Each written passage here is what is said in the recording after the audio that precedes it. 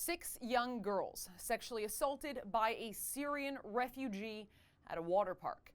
No, this story doesn't take place in Germany, in Sweden, or in Belgium. The alleged attack took place right here in Canada. Suleiman Haj Suleiman has been charged with 6 counts of sexual assault and 6 counts of sexual interference after 6 young girls, all under the age of 16, reported to police that a Syrian migrant inappropriately touched them while they were swimming at the West Edmonton Mall World Water Park just this week. The Syrian refugee is a 39-year-old father of 6, and he was arrested at the scene right after the girls reported the incidents to an on-duty lifeguard. It's honestly a sad story. 6 young girls who should have had an innocent and playful afternoon at a swimming pool. Their lives now, no doubt, changed forever. It's a sad story, but it's not wholly unexpected. Mass Muslim migration in Europe ought to have been a warning for the West, but now it's arriving at our front door. An importation of a culture which requires pictograms and instruction manuals for migrants on how not to sexually assault girls in bathing suits. A culture that requires anti-rape lectures lest a migrant run into a girl in a miniskirt.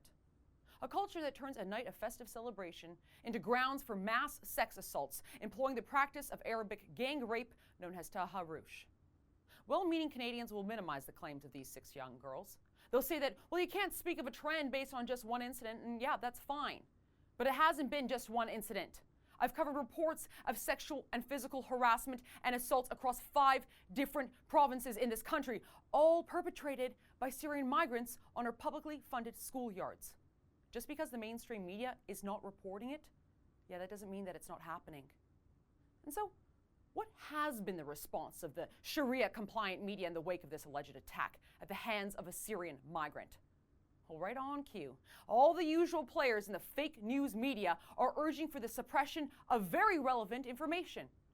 Canada's state broadcaster, the CBC, couldn't so much as report the attack without reaching out to the Muslim community. The CBC barely finished mentioning that the fact that the suspect was a Syrian refugee before quoting a Muslim community leader who says that he's, quote, disappointed that the attacker's nationality and immigration status were identified. Disappointed, eh? Disappointed that the public has been told details about a suspected sex attacker? What would you rather us do? Form a special protection for all Syrian refugees? All suspects shall be described, unless, of course, they're Syrian refugees. Then censor those details. Sorry, sir. It doesn't work that way. Not in this country. At least it shouldn't. CTV Edmonton mentioned the attack. However, they made no reference to the Syrian refugee suspect in custody. As for the national newscast, well, Global National made no mention of the attack whatsoever. Neither did CTV National News. Or CBC's The National. Translation? None of the national newscasts covered this attack.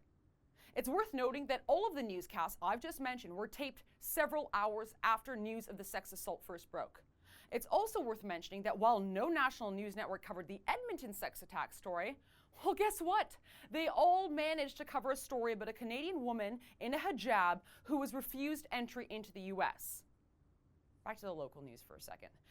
Global News Edmonton's nightly newscast, well, they did mention the attack and the status of the suspect. However, the story shifted with a very quick pivot to a fear of backlash against Muslim immigrants.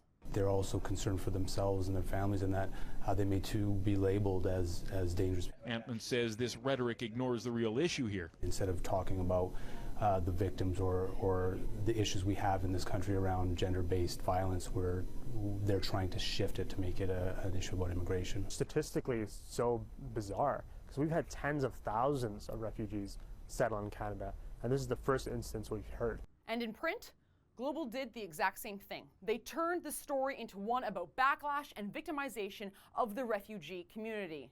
The piece quotes members of the Muslim community who say that they are worried about, quote, backlash of comments being traumatizing for other refugees. Really? Traumatizing for other refugees? What about the trauma of the 6 young girls? Is it really too much to ask that the mainstream media focus for just 5 minutes on 6 young girls who say that they have been sexually assaulted by a Syrian migrant? Is it too much to ask the media to quit minimizing the allegations of these young girls by turning their story into a hit piece about so-called Islamophobia and xenophobia? Of course it's too much to ask. Because if the mainstream media were to stop erasing, stop minimizing, and stop distracting from the attack and who is suspected to be behind it, they would be forced to talk about the real issues that this sex attack exposes. They'd be forced to discuss the fact that Canada's Prime Minister Justin Trudeau has placed virtue signaling over and above our nation's security. They'd be forced to admit that some of the tens of thousands of refugees Justin Trudeau has hurried into this country, that they might not be such a good fit. They'd be forced to admit that they, the media themselves, really do not know anything about the types of people that Justin Trudeau is allowing into our country. They would be forced to report on the fact that this Liberal government refuses to release what types of questions are being asked of refugees, if any, before they step foot onto Canadian soil. Do officials ask refugees what they think about women and girls and how to behave around them? If they're not clad in a burqa or in a cab, of course. How they might, say, behave around a young woman in a miniskirt, or, hey, 6 young girls in bathing suits at a water park. These are uncomfortable questions, I get that. Questions that the mainstream media do not want to ask. But you have to wonder, how much more uncomfortable must our reality become before they begin demanding answers from this Prime Minister? For the Rebel.media, I'm Faith Goldie. For more stories that the mainstream media simply will not bring you, click below and subscribe to our YouTube channel.